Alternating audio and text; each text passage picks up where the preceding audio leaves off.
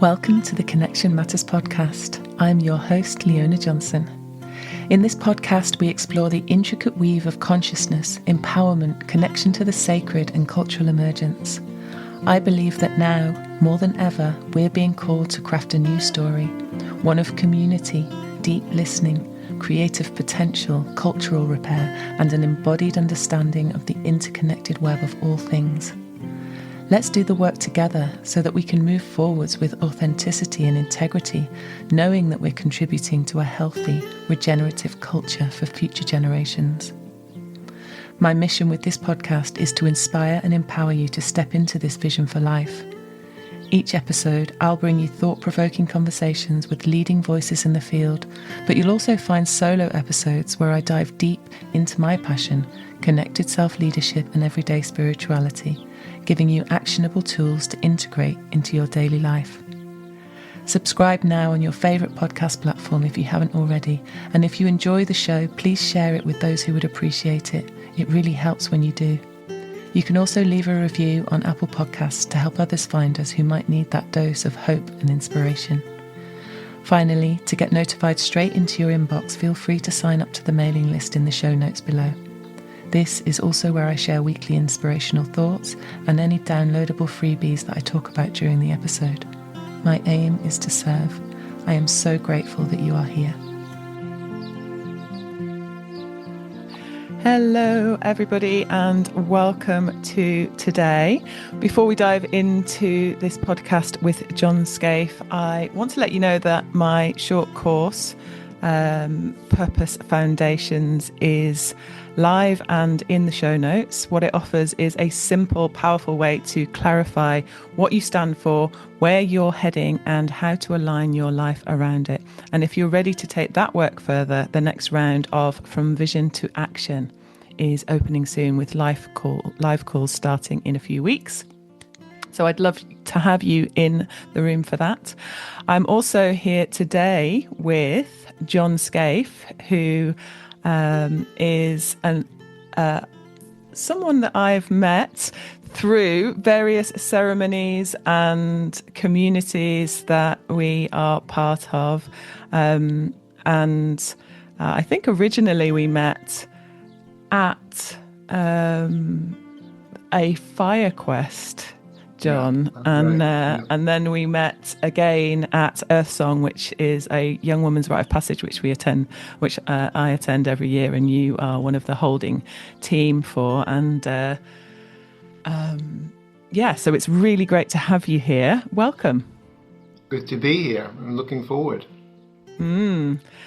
So I know a bit about John's work through the years of being connected now, and I really thought it would be great to have you here because the work that you do with grief work, working with men, rites of passage, coaching, having also been part of the business world at one point, and storytelling and ritual is so rich and so needed. And I just know that the conversation is going to go all over the place, but with a lot of depth. And I think I'll open with the question of, how did you find your way into this work of myth, ritual, men's work, and I guess what was it that drew you in at the start? Great question. It's not a straightforward answer. I mean, I had quite a good life. I was working as an investment banker, financing movies. I had a lovely house in trendy Notting Hill before the silly movie came out. I had a lovely girlfriend, and cut a long story short, I was trying to persuade a man to direct a play for my girlfriend, who's an actress. And we were talking about favourite movies. And I said my favourite movie was Kramer versus Kramer. If you haven't seen it, look it up. It's way back. It was Meryl Streep when she was just getting going, and Dustin Hoffman, who was a big star. And there's a scene in the movie where Dustin Hoffman tucks his little boy into bed very tenderly. And I said, that's that scene which makes it one of my favourite movies, because you don't see that very many movies where men are expressing their soft side. And straight away his wife said, "Oh, you should go on this thing that Richard's doing next weekend." Turned out, because I was trying to curry favour with Richard, I went along, didn't I? Turned out the thing was the second time that Robert Bly and Michael Mead had come to the UK. Who are they, you ask? Robert Bly was a Vietnam protest poet. For all sorts of reasons, he ended up writing a book called I and John, which was the beginning of guys getting together to express their feelings. It was kind of sometimes mocked in the popular press as guys running around naked in the woods, and sometimes there was a little bit of that, but there was an awful lot of guys holding each other to express feelings they felt were too big to be held in society, and therefore they clammed up. And therefore, guys get the reputation for not feeling. The problem is guys feel so much. They don't always feel safe expressing themselves. And I found myself in an extended scout hut in the New Forest with Robert Bly, who's this amazing poet, Michael Mead, who is a mythologist and a storyteller, and 80 other guys who are also wondering what on earth they got themselves into. Midway through that weekend, we were asked to think about something that we wanted to let go for a fire ritual. I found myself more and more and more overwhelmed by a feeling of grief, and I wasn't quite sure what it was, and I realized it was something about my family who'd split up. Cut a long story short, I ended up crying my eyes out in the middle of the night, and I thought, oh my God, there's something going on here. I need to pay attention to this.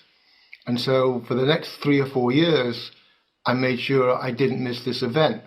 The next 3 or 4 years introduced Malodoma Some, who is from Burkina Faso, an amazing ritualist, gave us the grief rituals we're going to go on to talk about, an incredible drummer, very lovely, modest guy.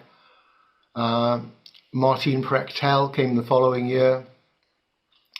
Not long after him, James Hillman, the Jungian psychologist, came along. And the chap who wrote Warrior King, Magician Lover also turned up.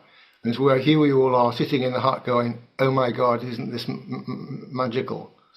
And it was, at some point I got involved in organising these things. Maybe everybody else had a good sense to leave because it was a bit too much. And these became the people that I studied with, because I could feel that, they were affecting parts of me that, ordinary everyday stuff don't get to, including talk therapy. And I just loved it and kept going with it. And maybe I had some historical aptitude with it from who knows when, in what lifetime. When was this? This was a long time ago. I think it was 1991 through to about 96. And then in 97, Martin started coming over here regularly on his own gig. So for 3 years, we were doing 3 extended long weekend rituals with Martin. 50 of us in a farmhouse in Dorset. And we were, now I look back, I have some understanding a little bit more about Martin, what Martin was doing. But it was a glorious combination of doing our own personal emotional work and making an offering which went out to nature to feed Big Spirit. And there was so much teaching in it. I still, every now and again, stop and go, oh, that's what that meant. Like all great teachers and great books, you can, they're multi-layered and you keep discovering more stuff. Mm-hmm. That is quite a collection of humans that you named there. It's like all of the people that I've ever heard of in terms of ritual and storytelling and ceremony and amazing authors and those who are really well known in their field because of the depth and quality and importance of the work that they bring to the world. And I can't imagine how big, and how that must have felt being in that field at that point, whenever it wasn't something that you were raised with, it wasn't something that you knew you even needed, and then it came upon you. How did it change your life? It's still changing my life. I think the other part of the problem was we had these incredible weekends, and then you back out into the so-called real world, and you're left. I think at one point what I was looking for was a set of rules and ethics to follow, and it's not that at all. It's inner journey work and in a connection with nature work, and we had to work it out for ourselves. It left me asking lots of questions because lots of things didn't fit. I mean, I was working in the city, which back then was a very male environment, fairly aggressive, pretty public school and ruthless. I wasn't from that background, and sometimes I felt a bit lost even before I started doing all this weird stuff. And it was a matter of bit by bit trying to work it out. I probably read an inordinate amount of books. At the time, I had a friend who lived in Glastonbury, so I was forever raiding Glastonbury bookshops because they were some of the few places, pre-Amazon, that you could go to find all this weird stuff. And then you made friends who you could occasionally cabal with, and you'd sit down, have a coffee, and wonder what on earth we meant by that. I made some very good friends who are still friends, and we would do our own little rituals together. And I think the other part, which I learned maybe a little bit too late, but I learned it, was not to take these ridiculously high standards of living and ways of being with you as a beating stick with which to harangue myself for falling short, which is where often sometimes this work ends up. I always joke. I used to be a financier for the media and technology industries, and I used to say I used to wear a suit in the morning and a t-shirt and jeans in the afternoon. And I sort of extend that paradigm into spiritual work because, the world of money and commerce has a huge influence on the way we live. And, if you leave that world alone, then it's going to be run by the people who aren't interested in this work. So I've always tried to dialogue. I see myself as a translator a lot of the time, trying to stitch the two worlds together. That's still part of the ambitions that I have. Mm-hmm. What the joy that I have now is I see that these two, more and more these worlds are at least aware of each other, even though they're not necessarily following each other's paths. Mm-hmm. So what I know about the people that you named is a big part of their work and what they carry is about myth and the mythopoetic world and storytelling, and I know you carry that. What is it about myth and storytelling that feels so essential in these times, in the times that we're living in? I learned fairly early on the power of poetry, partly because Robert Bly would read his own poets and people like Goethe he pretty much introduced back into America and some of our culture. And it has a tremendous capacity to shift a mood. And that works because it's not our conventional brains that's listening. It sort of squeezes around the side of our mental defenses. And stories work in many ways. I mean, we live in stories. We have television and film. They're just, they're not our stories. They are substitute stories. And unfortunately, because of Star Wars, we're sort of stuck in the hero myth. And there are many other myths. But the hero's journey seems to be the one that we're stuck with, by and large. The beauty of a story is it can wind us in, and suddenly we find ourselves in a different world. And stories work on many levels. They work on the here and now level. And I'm always, there's some very good storytellers who reduce stories to personal psychology, which has a place, but it's not all that's in the story. Some stories are operating in the world of myth, and some stories are telling us what's going on in the world of the gods. Now, some people might go, well, that's all terribly fanciful. But some of the big native stories, the First Nation stories we work with, they've got gods and goddesses in, and you better pay attention. What's your favorite story? My favorite story. There's a story I tell, "Disobedient to the Daughter of the Sun," which is used very often as a young man's rites of passage story. But it also depends who's telling the story. To be honest, pretty much Any story told by Michael Mead works with me. Mm. Mm. Michael's still around. He's a beautiful storyteller. There's lots of stuff on YouTube. There's some really old, gritty YouTubes of the Minnesota Men's Conference, 200 guys, lots of them ex-Vietnam vets, all in a hut in the middle of the forest, and Michael telling a story, and you can't not be enraptured by it. Mm. Wow. Yeah, it's powerful stuff, isn't it? Everything that we live into is a story. And if we actually have that awareness of the magic of being transported to another world through story, we have much more of a relationship to the power of words and to the power of creativity that we have in our own lives. I think part of the sadness is the denigration of language, which technology and, my bad, for instance, with my first coming across the example of what, the mobile phone's done to our English. I think it's important that English and the capacity to express yourself is kept alive. And, people read poetry, that they read, proper magazines rather than Microsoft News, because if we don't have the words, we can't say it. I mean, I think that's in Brave New World. Take the word out of the language, then you can't have the thought, you can't have the feeling.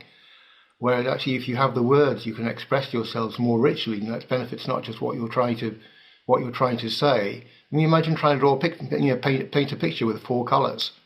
You need a complete palette. Language is the same. Mm. And if you don't have a complete palette, not only is your capacity to express reduced, but the capacity, the ability of the other person to receive something rich and beautiful is reduced. Whereas part of what we practice is something called beautiful speech, where you're deliberately building something up in a way that it's beautiful. So poetry and words spoken well can touch the heart and bring people to tears. In our culture, that's mainly a pop song, but it can also be words spoken well. Mm-hmm. Yeah, and it's something that I've witnessed and been part of through the ceremonies that that we've shared, Earth Song and the eloquencing that goes on and is taught through ceremony and through community, because bringing beauty and celebrating life and honoring the sacred is something we're so not used to doing. But once we start, it becomes quite natural. If we can get over ourselves and allow ourselves to expand our hearts and speak from that place, and I find it really, really amazing to be around people, especially people like yourself and Annie Spencer and others who've worked with Martin, because I know that's something that particularly comes from him, isn't it? Yeah, careful touching on Martin, because the man has got so many things in his bag. We'll be here all the time talking about him. Martin's big harangue is this idea of feeding, that our relationship with nature and the wild in nature that keeps nature living, that he calls the holy, is that we have stopped saying please and may I, and just enslaved everything. And there is, in fact, denial and grief in that. And so we never get to sort of the acknowledgement of what we are receiving, because to acknowledge what we're receiving from nature would first of all have an acknowledgement of the taking and the sadness, because everything lives and everything dies, feeding off everything else. And so the whole idea that Martin has is to feed stuff. And it's what he calls a maintenance culture rather than a sacrifice culture. This will make you laugh. So I was working in a business at one point where the business was run on a big computer, and I used to sort of wait till everybody had gone home on a Friday night and make little grain offerings to the computer. Because all of that metal got pulled out of the ground, from China, from the Congo, from Indonesia. Nobody said please. Nobody said thank you. It's the nature of modern life. I come from the northeast of England, and I grew up on the coal industry, and the iron industry and the shipbuilding industry. Nobody said please or thank you when the coal was pulled out of the ground. You go to Wales, there's a lead industry and the slate industry. Nobody said please or thank you. And so once you start tuning back in to a real relationship with nature, one of the first things you're going to come across is grief. Not something to beat yourself up about, but it's there. And because it's sometimes quite big, we tend to run away from it rather than deal with it. Mm. Which takes us quite nicely into the world of grief tending and grief work, because I know that that's something that you do now. You hold spaces for people to do that grief tending that is such an essential part of life. And if we understood more about grief, it would enable us to be more present and be able to feel and experience joy and connection more openly. But as you say, it's something that we're afraid of because there's so much. It's such a big, undealt with, unhonoured process in our culture, in the culture in the West, that has just it's just taken so much and built a life on taking rather than honouring of life. And also, I guess we've become so comfortable and so fearful of losing that comfort that we're afraid of and avoid death and I guess loss of our own capacities, loss of everything and anything, and for good reason. But we suppress all of that fear, don't we? We suppress all of our sadness, which comes out sideways, really, because that kind of denial ends up in health problems, ends up in difficult relationships, ends up in us not really knowing who we are because we're not part of a healthy culture of expressing difficult feelings. Can you tell me more about the work that the grief work that you know, and why it's needed, and where it takes people? Yes, grief work. I mean, it's come to me both from Malodoma and from Martin. Martin has this expression: is that grief and joy are the other sides of the same coin. The more you love somebody, when you lose them, the more you're going to grieve them. In fact, to grieve somebody is to honor them and to celebrate them. He's written about it a lot.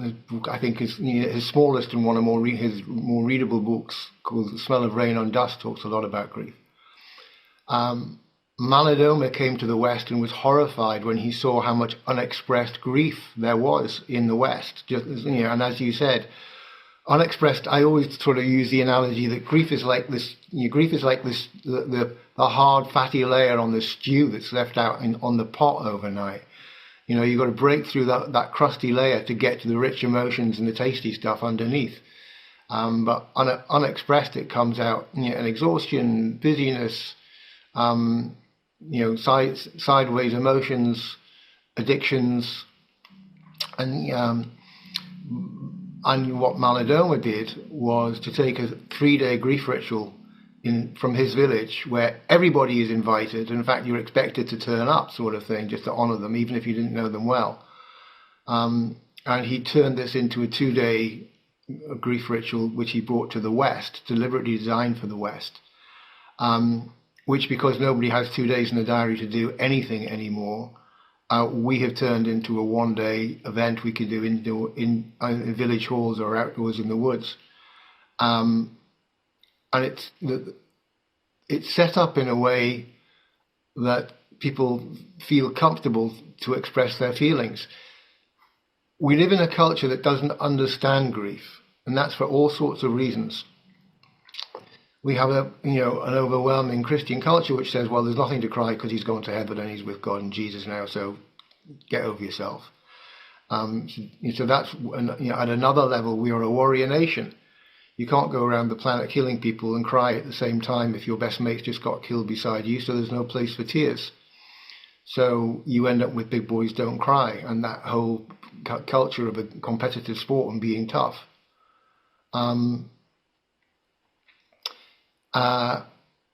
Whereas there is a need for softening, but people are scared of crying because there's so many uncried tears. You get the classic line at funerals, "Don't you start crying or you'll set me off," brackets, unspoken, and I don't know if I'll be able to stop. So the grief work that we do is based around Malodoma's grief ritual that he gave us. I do it with a woman called Catherine Edwards, who spent a lot of time in Malodoma's village holding rituals with him. And the magic of a ritual is you get as much as you can handle, but not too much. And then the other thing which surprises everybody is your body knows how to do this stuff. I mean, most of us came into the world crying, so what's so hard about crying? But I think the other really important part of it is we live in a world of individualism. Heroic. We were talking earlier on about the myths that pervade our culture, and being the hero, the lonesome hero, means we do everything by ourselves. You can't cry your eyes out and let your body be racked by grief by yourself. There's also the fear that you'll never come out of that place. But if you do it collectively in a ritual, there's other people there watching over you. You feel safe. When people go to grieve at the grief shrine, they are accompanied by somebody else, so they're not alone. And when they come back from the grief shrine, back into the space we create as a village, they are held and they are welcomed because we know, each one of us, they've done a big, brave thing. So the ritual is a holding place which we all make together. And I joke, but people look 10 years younger when they're through this ritual because they've let go of a whole pile of stuff which they've been carrying all the time. And it's not just about, we're not doing this for the sake of grief. We're doing this for the sake of life. But if you've actually moved through all of these stuck feelings, you're going to soften and make space for other feelings. And the sort of testimonials we get back from people are, I found myself singing in the kitchen for the first time in 20 years.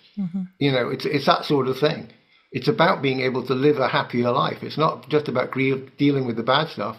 It's about actually being more empowered to live beautifully. Yeah. And I guess even the word ritual and ceremony is kind of unusual in our culture, or it's tied to organized religion. So, which many people reject for many good reasons, but also I think people have pushed away the sense of connection to something sacred and something deeper for fear of the entanglement with dogmatic traditions. But in my experience, having done a lot of grief work myself, I get a kind of there's a kind of lightness that comes afterwards that you didn't even know you weren't already feeling. My first experience of a big grief ceremony of the type that you're talking about was in I think 2017, and we were in a huge marquee with, I don't know, 150 or more people, and the process of the ritual was being described. And I remember standing there, someone who's generally open to quite a lot of things anyway, thinking, no one's going to do that. No one's going to do that. No one is going to step up to the altar, the place where you're invited to release, shout, cry, sob, process the grief, and in front of 150 other people. It's just not going to happen. We're in England now, and people don't do that. And there was drumming and there was a chant, and the people kind of all moved on one side of this marquee together as one. And within minutes, 1, 2, 3, 4 people kind of went towards the altar, and other people behind them to support them. And the tears started to flow. And everybody else just stayed in the energy of the holding, but then people swapped and changed in and changed out. And I realized then that I was part of something that was really powerful and really needed, because I think everybody in that space, 150 people or more, left having experienced something collectively and in community that probably most had never experienced before, because it's not part of our culture, and yet were held because there was a beginning and there was an end, and there was a process that guided them into this state of being able to release, and there was a holding and an integration process afterwards that enabled people to come back down to earth and to themselves and to each other and to gratitude for life. And it was there that I realized, yeah, wow, imagine the world if we all knew that this was something that we could do, that didn't lead to anything terrible, and in fact opened us up to the possibility of more wholeness, more joy, and accessing parts of ourselves that maybe have been held in for so long we don't even know that we're doing it. So yeah, it's deep and powerful work. And since then, I've supported and assisted on these ceremonies because I really believe in them. I have this strange feeling before a grief ceremony where I kind of feel a bit excited, which sounds really strange, because what's happening is people are starting to allow themselves to access things that they've denied for a long time, either that's happened to them, or that they just feel that may have come in with them ancestrally, or that they know because it's going on in the world. And gosh, there's so much going on in the world that we should be crying about. But what I know is that from that process, it shifts and transforms things. I think part of the problem is what you mentioned right at the very beginning. The word ritual and grief are both quite scary words in our culture. Mm-hmm. And the other thing, grief is a skill. So if you get good, if you get good, you learn to be upset. You know where you can take yourself to a tree, to some water, or some time with some friends, and you'll express those feelings so you don't get to the point it feels like an overwhelming dam that's going to knock you down when it bursts. It's more like lifting a sluice gate onto a field of seeds, so that the seeds can get watered by your tears, and all those feeling seeds can get to grow. But it's something that's just not done in our culture. And my joy is that is changing. I think my take on UK culture is that it was Lady Di's funeral that suddenly put the expression of grief back in the popular culture. And it's possible now to have these conversations without being thought to be completely mad. Although people are always saying to me, thank you for doing this work, and they still don't get themselves there because understandably they're scared. It's not something we're familiar with, as you say. What I think is also interesting at the moment is how it is the convergence between ceremony and ritual, which has been passed down through generations since the beginning of time, and modern sciences, research-based information that's coming through around the nervous system and somatics and the understanding of the brain and what happens whenever we access these different levels of understanding, bodily awareness and heart awareness and coherence and all of that. And actually, they're not different. They're actually really speaking of the same thing in different languages, really. So from that, what we're getting is a lot more people who are able to do this deep work in different ways in order that we can be with what is and allow movement. And when we allow movement, that creates life, right? I think the sadness is that we had all of these things in our culture, and bit by bit we've lost them. And the beauty is that, we've been gifted this medicine from other cultures. I mean, I happen to be carrying stuff from Malodoma and Martin. There's other cultures out there where the elders of these villages and these tribes have said the world's a mess. You better take our medicine. Martin Prechtel has this little ritual that he does when he comes to visit. He gives us some corn. And you say, the corn's the teaching, but you plant it in this soil and it turns out looking different from, it's still corn, but ends up looking different from the way when it grows in his land. And I think part of the craft and part of the mystery and part of the excitement is what happens when we take these teachings and plant them in our ground, and nurture the storytelling and nurture the rituals. And as you said, we have more and more understanding and acceptance that there's something mysterious going on here. Let's not kill it with words. Let's just be deeply present in the ritual. Part of what we're stuck with is a consumer mentality which says, well, I paid my 150 quid for the ritual, what am I going to get? So we end up with consumer spirituality, and that's an awful lot of what's going on, unfortunately. As opposed to be, if I turn up here, what am I in service to and what am I helping? The rituals that we do, you alluded to the work that I do with Annie Spencer for the Young Women's Rites of Passage. That ritual really is to feed the thing that feeds us. It just so happens because we're alongside something magical, we get something out of it. So I am always going there in service. I'm not going out there with a shopping bag asking for it to be filled. So again, that's not, we're stuck with these paradigms of, the hero's journey, in this aggressive individualism served by a consumer society. And these things get in the way of our spirituality. And we've got to sort of unlearn this stuff.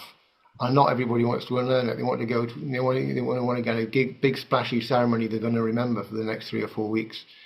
And when it wears away, they'll go and do another big splashy ceremony that will wear away, instead of actually being in service to something and changing their relationship to the world and to nature in the first place. So how do we do that?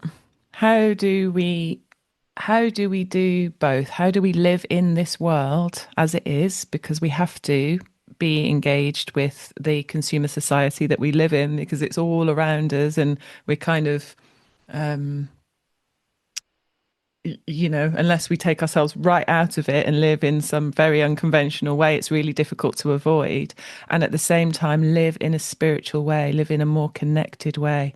I know that you've done work with, this may or may not be connected, but with circles of men and men's work and relationships work. And I wonder,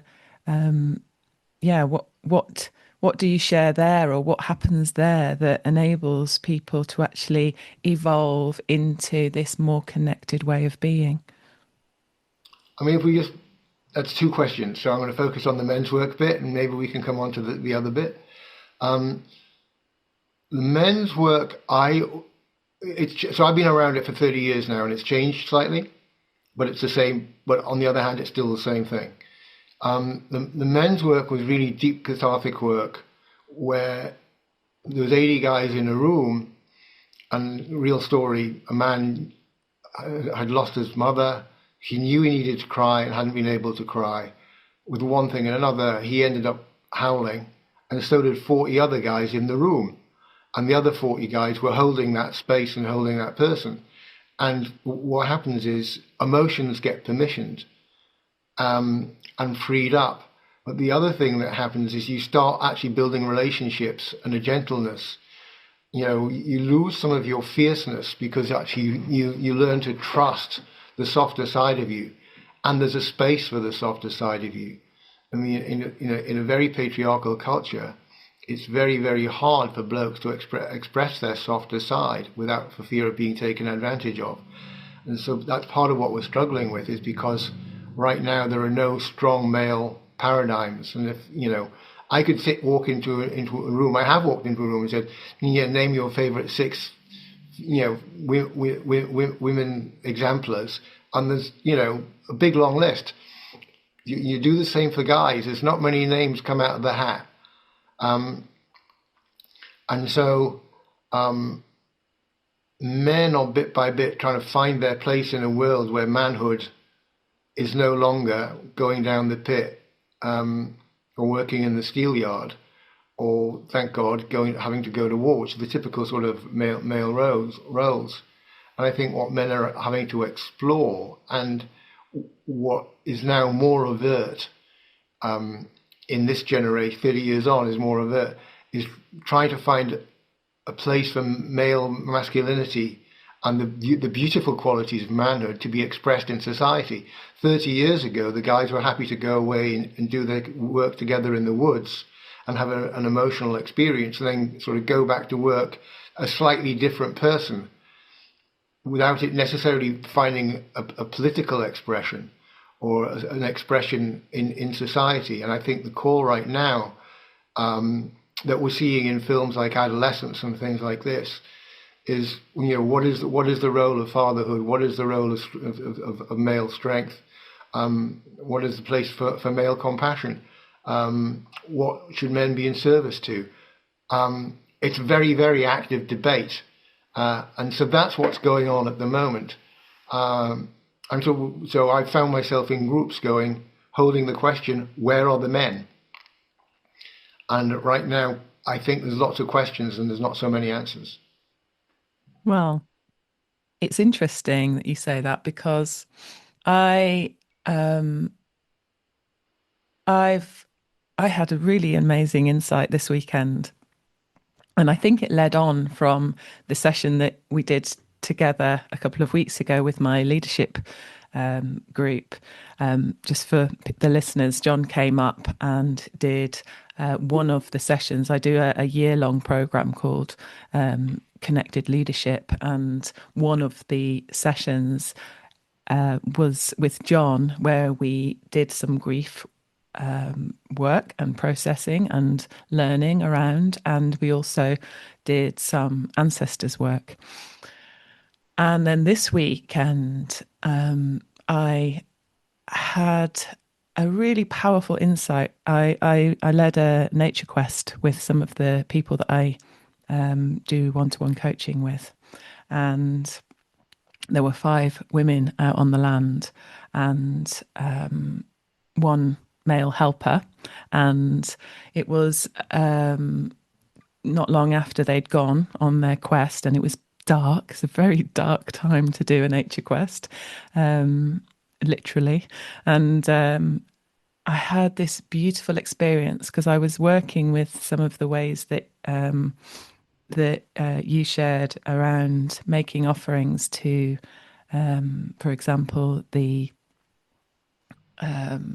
unwelcome or unremembered, forgotten aunties. And I walked the perimeter of the land that we were on, and I was really just holding the space of the beginning of the night and the quest that was about to occur. And I just had this really deep and powerful feeling that actually there are the men are there, and actually the good men are there. And it was in relation to this question of where are all the men, because I'm holding space for 5 women, and most of the people who come to my work, I'd say, is 2/3 or 3/4 women. And even though I've been working with fire for years, and I thought fire would be something that brought in the men, because it's just something really relatable in that way. And I just had this really strong feeling and knowing, in fact, that the story has changed.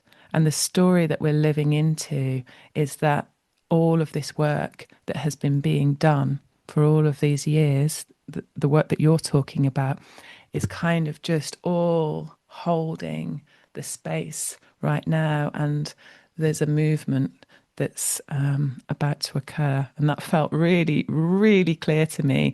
It was a beautiful evolution of my own story, and a knowing that actually all that is needed now is for all of us to come together and understand that we're not waiting for somebody else to do the work or to bring the change. We are the ones that are the change, and we are the ones that, it's not the time to live small, it's this time to step into what we know.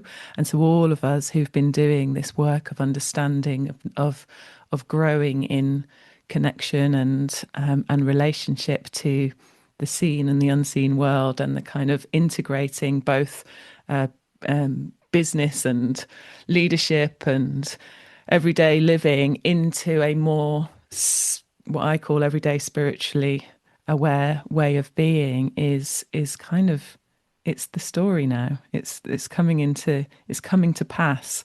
What do you say to that? I think the world is. I think one of the consequences of the blessed internet is the distance between the mainstream center and the fringe. Which 30 years ago, was a bunch of women in the woods by themselves, or a bunch of guys by themselves. That distance has shrunk, and you're seeing very real consequences of it. My favorite example is the head of the Bank of England ending up at a festival, being at the behest of his wife, and being exposed to all of the climate change stuff. And all of a sudden, the Bank of England is asking banks to put climate change scenarios into their financial reporting, and you end up with a lot of the financial stuff that came out of COP in Glasgow was as a consequence of one man at a festival. So this stuff is definitely real. I used to do talks before COVID at festivals based on climate and capitalism in crisis, and the only people that used to turn up used to be the XR posse, and now everybody gets it. I mean, I think that's partly because of what happened in COVID. People realized that we're not separate from the earth, and we can't override nature. So that's been a big background noise that people are beginning. Oh yeah, we get it. Not everybody agrees with it. Not everybody's responding, changing their lives for it. People still want their 2 aeroplane flights a year and blah blah blah blah blah. But the languaging is out there, and the whole part change happens slowly. But one of the first things you have to do is to build up language and paradigm and stories, and these things are getting more and more out there. The emotional languaging didn't exist 30 years ago, and I remember thinking about 15 years in, it was on Coronation Street. So going, oh, something's changed, and I think it's the same with spirituality. However, that comes at a consequence, which is you have I've experienced this directly. People will go to a festival and they'll do a ritual and they go, oh, I know all about that. I've done one of them. And they either think they're qualified to teach it or they think they don't need to do it again. As opposed to going back to this thing that I talked about, the idea is you get up every morning and you feed the sun. Mm-hmm. It's not something you do just at summer solstice. How do you feed the sun, John? How do you feed the sun? Yeah. Well, if you in a First Nation situation, you'd probably take some of your corn. You'd wait for and it's difficult. During lockdown, I did this for a whole year in lockdown because I didn't have work to go to first thing in the morning. So in the tropics where the sun gets up and goes down between 6 o'clock and 7:30, it's great. It's harder to do when you've got to get up at 20 to 5 in the morning, in the middle of June. But you wait for the sun to come up, and you make an offering of corn or biscuits or whatever the food you're familiar with, and you hold it out and you put your breath on it, and you greet the sun and you say thank you to the sun for life and time and all the other things that we get from the sun that we take for granted. Now that may sound arcane, but First Nations people believe that nature is kept alive by all these sorts of different offerings. And you go, oh, well, that doesn't really matter. And then you look around at what's happening to the earth and you go, well, maybe the earth isn't so happy. Maybe we better get on and make a few more offerings. Mm.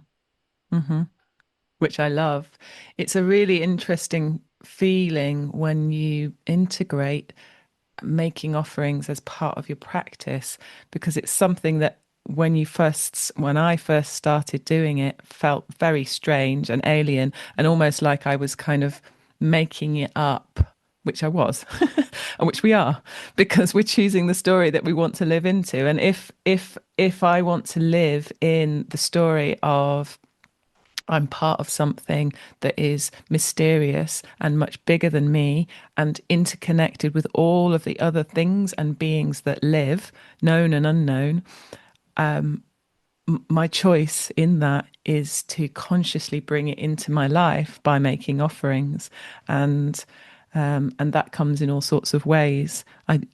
I work with song a lot to make offerings, and recently me and my daughter made a big mandala with flowers on the ground whilst we were singing and sending out wishes to all the people who were suffering at the hands of war.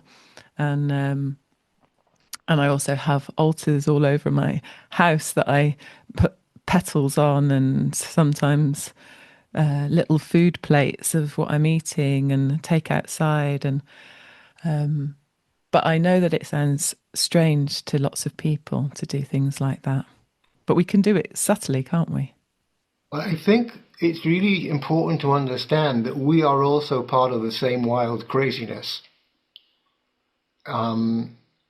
We have a civilized self, but there is a part of us which most people will know about, which is, we call it different things: your wild soul, the part of you that feels free in nature, the part of you that suddenly finds yourself singing or dancing in a situation that you wouldn't normally be singing or dancing.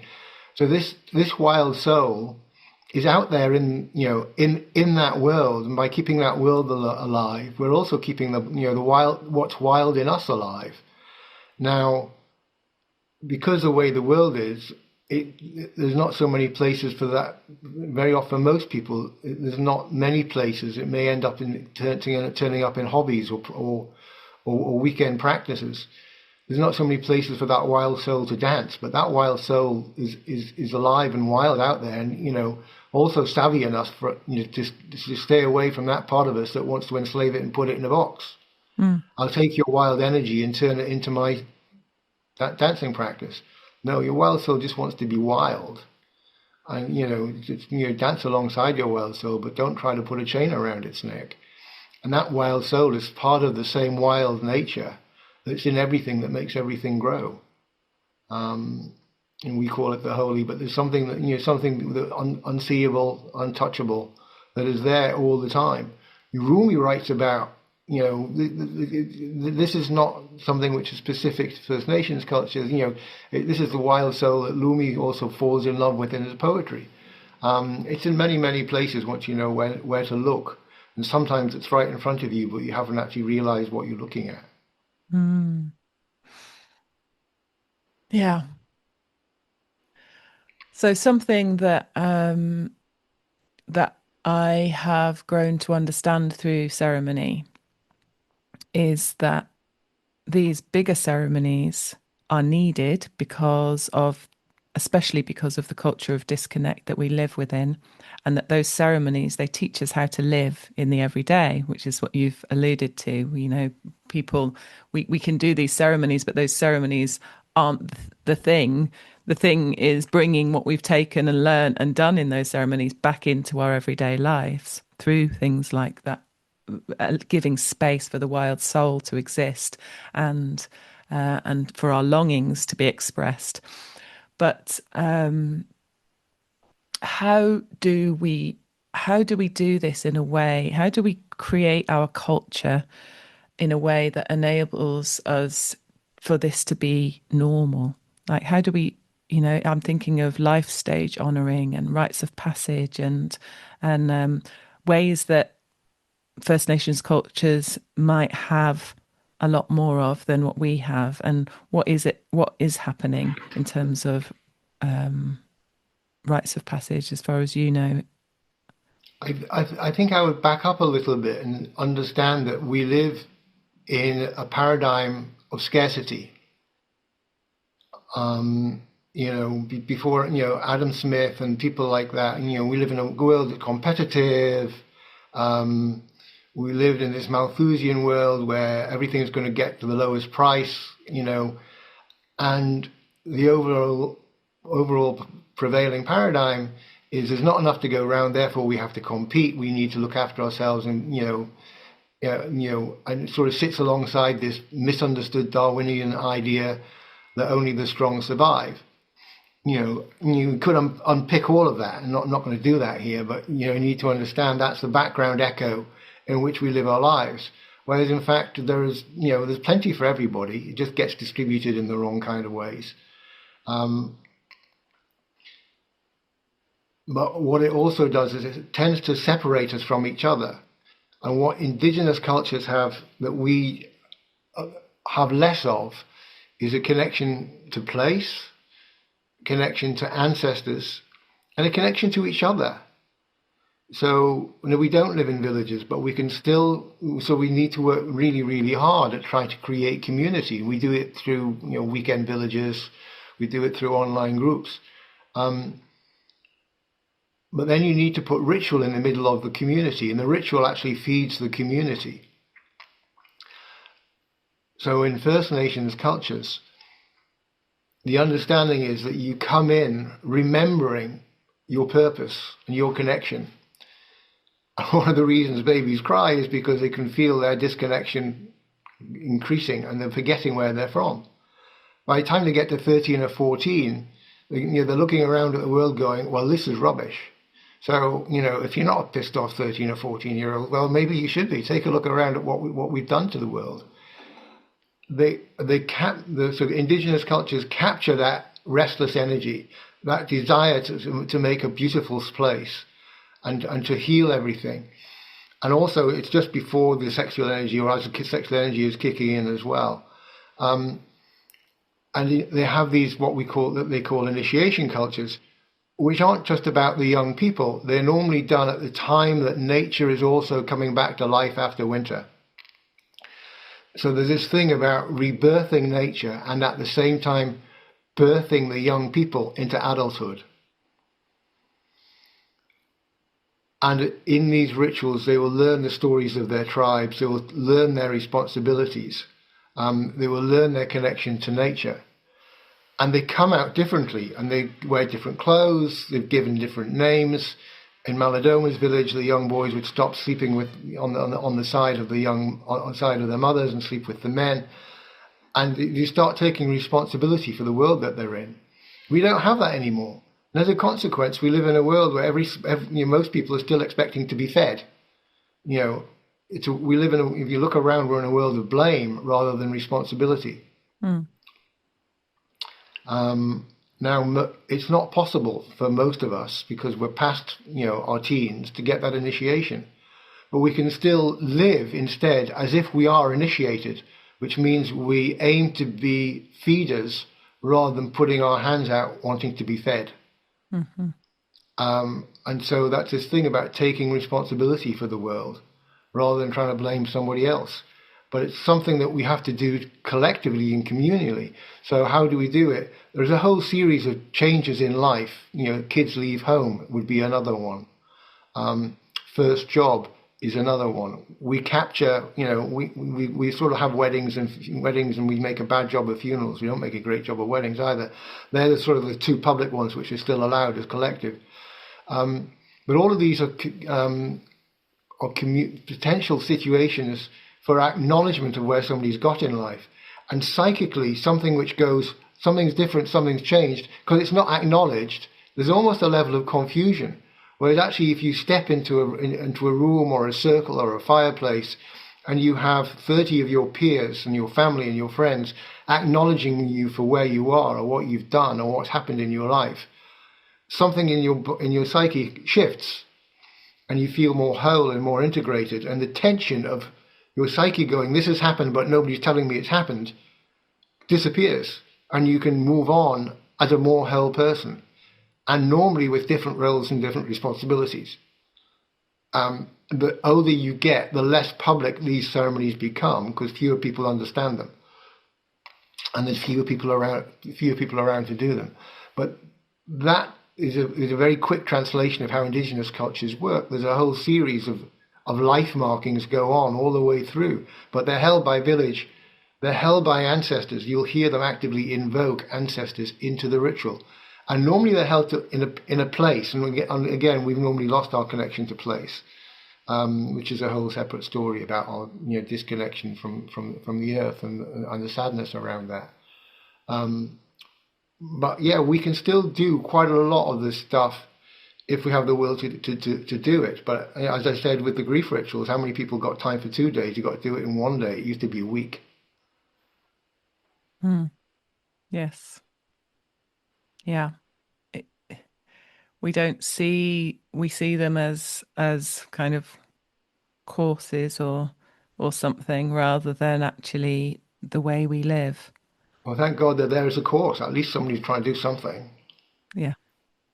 Yeah, and I see and feel, as I said, that shift occurring, because these things have been trying to come into being for long enough now, that people who, even if they've been on a spiritual quest for the last 10 years and tried everything that's out there, are starting to now integrate what actually felt real to them, what actually makes sense to them, and then build on that and build on that. And I've got to say, even though for me, the work that when I started my kind of spiritual quest, I don't know when that would have been, when I started the longing, when I was in my early 20s, feeling like, there's got to be more to life. That question that I just held for so long in my late teens, early 20s, there's got to be more than this. There's got to be more.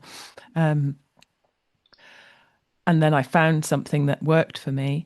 I never believed that I would have stuck with it and then be integrating it in such a way just this amount of time on, and it's changing, and things are, there's been enough around now that even my parents know about meditation and mindfulness and yoga and that level of self-awareness and movement, and the availability of that there's more there for us in terms of how we live. So these bigger awarenesses about ceremony and rites of passage are also growing, and there's a lot of people who are interested, aren't there? People who want to take part of. There's just not so many of them taking place. But tell us about Earth Song, because that's something that has been being dreamed in for a long time, and is and has now been running for 5 years or more in actual linear terms, but also and any other rites of passage that that are in existence. What is it that makes a rite of passage first, and why is it needed today? It's a little bit of what we've talked about. It's difficult to do a rites of passage in our culture with 13 or 14-year-old kids, which is when it would have normally have been done, because they're at school, because there's a whole pile of legal requirements, and you just think, oh, really, too hard. But I think part of what a rites of passage is an act. It's working at 3 levels. It's working at the level of the young women or the young men who are doing the rites of passage with Earth Song. It's young women in their early 20s. So they will have an experience which is held by older women and fed by story. And I always joke it's top secret, so I have no idea what's going on. But it is this weird combination of being around older people, being connected to nature, and being in story, and doing ritual. And that combination of things shifts something which allows people to see their lives differently, and as a gift that they have received, and helps build a reciprocity which is there, like all relationships, to be maintained and built upon with nature.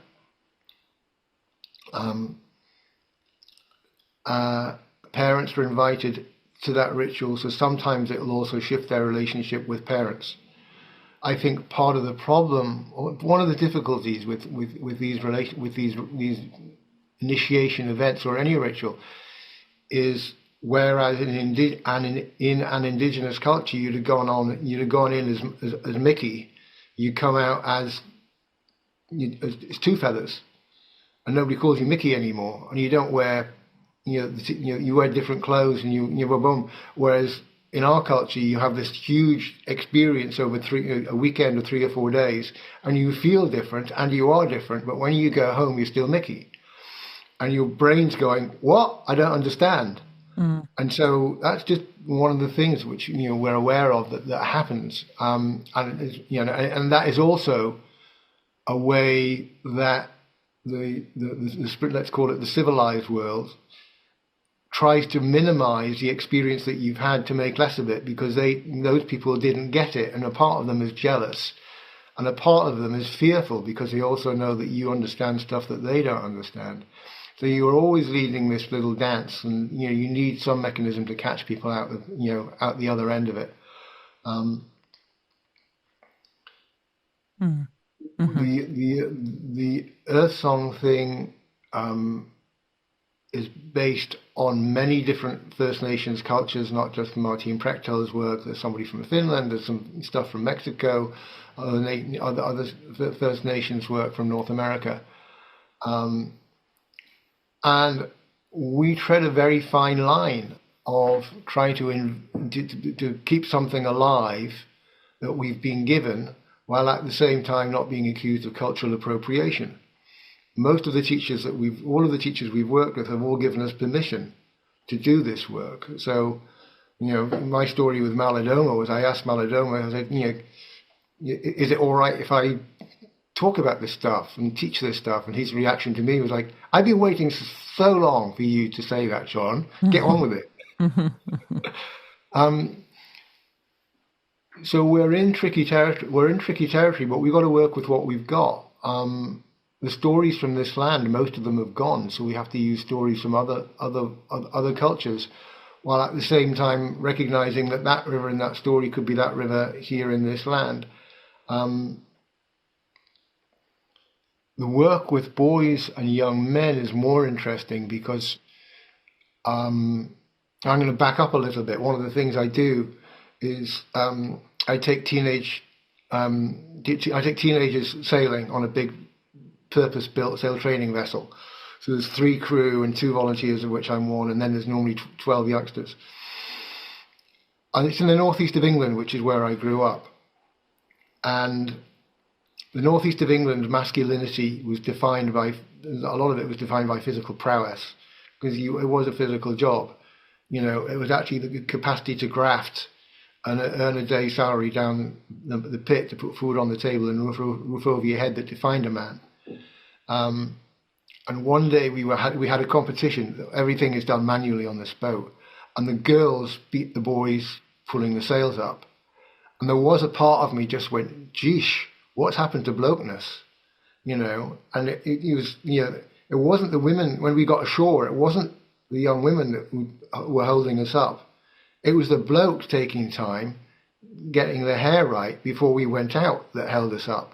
So this whole shift in masculinity has been going on particularly over 30, 40 years, accelerated in the northeast by decline of the pits and stuff like that. Don't get me going on Margaret Thatcher.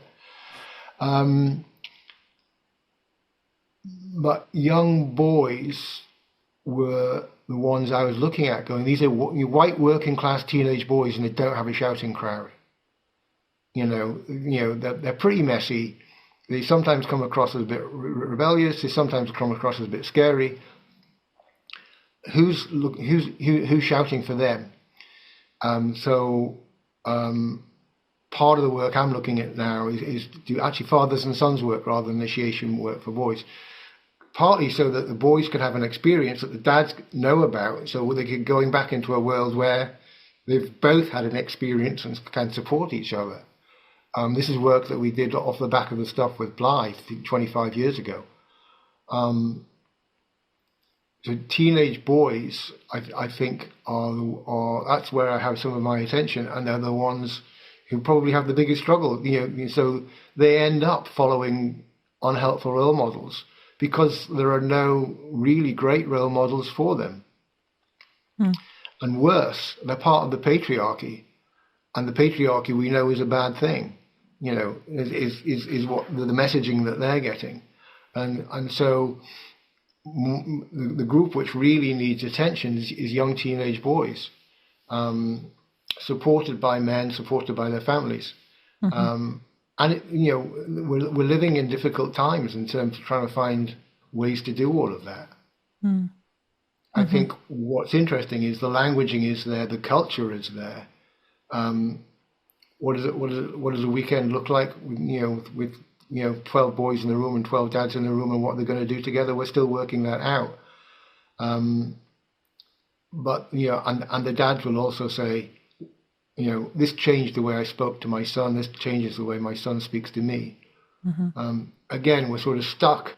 Men ain't great with words. You probably know that. Very few of them are very good at actually expressing. First of all, feeling how they feel, and then expressing it is another whole separate thing. That work's a journey. Well, it's exciting to me that that this work is happening, and yes, I agree, it's very needed, because I have both a son who is moving and living into this world, and a daughter who is also living at we all are at the hands of the disconnect, and where that is, we're all living the results, aren't we? And so this work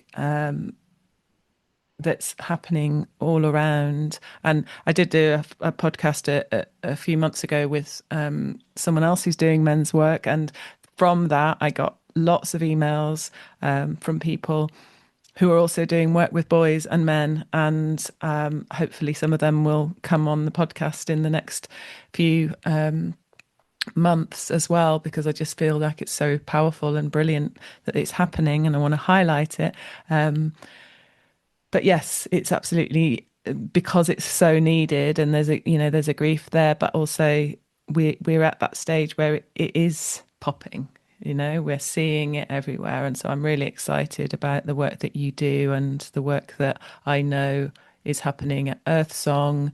And the fact that now there are babies being born in the Earth Song community, and with and my children have been going for 5 years. My daughter wants to go every year until it's her turn, and she started going when she was, well, she's 12 now. So when she was 7, and then we'll start to see the results of this long-term work, really, because it won't be that people are coming in, dropping into something that's so out of the ordinary, they go back to their own life and nobody understands it. It will be something that they've been experiencing over time, and the ripples of the connections that are made in these temporary or ongoing communities are felt everywhere, and that's exciting to me. It's all heart work at the end of the day. Which is building your capacity not to be disturbed when something rips through your world, and being kind to other people, and having this capacity not to go into fear when things don't go right. And so there's also then a trust in if you have a relationship with the bigger world, there's you also have to have a trust in the bigger world. So, with all of that being said, what is the thread that you are following in your own life right now, John? Because you've got all of this under your belt, you've got all of these ideas, and I know all of the ones we've spoken about and more. So, yeah, tell me a little bit about that as we come towards the end of the podcast. Well, despite having had exposure to all of these brilliant teachers, I never saw myself as a teacher. I just wanted to, make it work in my life. So this is sort of on one level something I'm still exploring. I'm putting a lot of effort into trying to take grief rituals around the UK. So we work with people. We've got a ritual coming up quite shortly, beginning of December, in Ilkley, because the man behind that experienced one that we did in Rugby and thought, I want this for my community. So we're exploring that sort of way to walk these rituals around the UK to give people exposure to that really powerful medicine. That's where a lot of my work is going. Um, we've touched on the women's rites of passage, the fathers and sons stuff. I feel passionately about trying to understand how to market that. Again, because it's a father and son thing, it's not cheap. And so we're banging into the realities of how much can you charge for a weekend, and at the same time, how much work can you do for not a lot of money. So this is a thing that anybody who's done this sort of work knows, but that's where I'm putting my focus and my energy. And then the other bit is it's sort of in the real world. I'm trying to coach people who run businesses. Why do you leave your personal values in the corporate car park? So that again, there's some messaging there, but it's a lot of people are asking how to do this. And part of what I'm trying to do is just to help people unravel what's important to them and how they can actually implement that in the companies that they work in and that they run. The beauty is that in regards to climate and stuff like that, some of them are having to do it now because of the legislation which is coming down the line. So they're the three things that I'm focused on. I get to the end of the day and wonder what I've done with it, but normally it's been one of those things. And it's brilliant work, and I love, as you know, I do ceremony and I do coaching, and I think it's a brilliant crossover because we're bringing in both that kind of real world accessible speak, but within that it's all about connection. It's all about bringing people into a place of alignment with who they really are and who they can be and who they're becoming, and that's what we all needed to be doing more consciously and connectedly. So I love it. And thank you for the work that you do. Thank you for your devotion, for your service, for the years and years and decades of wisdom that you carry, and the beauty with which you bring it into the world. Having been around you and your holding, the strength of holding, and your teaching, I appreciate it so much, and thank you. Really, really glad that you came on the podcast. Thank you. It's been a pleasure. Thank you, Leona. For those listening at home, I will put links in the show notes for how to connect with John, with his website, and maybe the ceremonies that are coming up as well. If you're interested in joining grief ceremonies in various places around the country, and there's also links there to other things that we've spoken about and how to join my programs and courses, which are coming out now. Have a beautiful day, everybody. Thanks for tuning in to Connection Matters podcast. I hope today's episode inspired and empowered you to deepen your connection to yourself, others, and the world around you. If you enjoyed the show, please take a moment to subscribe, share it with those who might benefit, and leave a review. It really helps others to discover the podcast. You can also join our mailing list to stay updated with new episodes, inspiring thoughts, and free resources designed to support your journey. Together, we can build a more connected, compassionate world, one conversation at a time. Until next time, stay connected, stay inspired, and keep creating the future that you want to live in. Go well, beautiful human.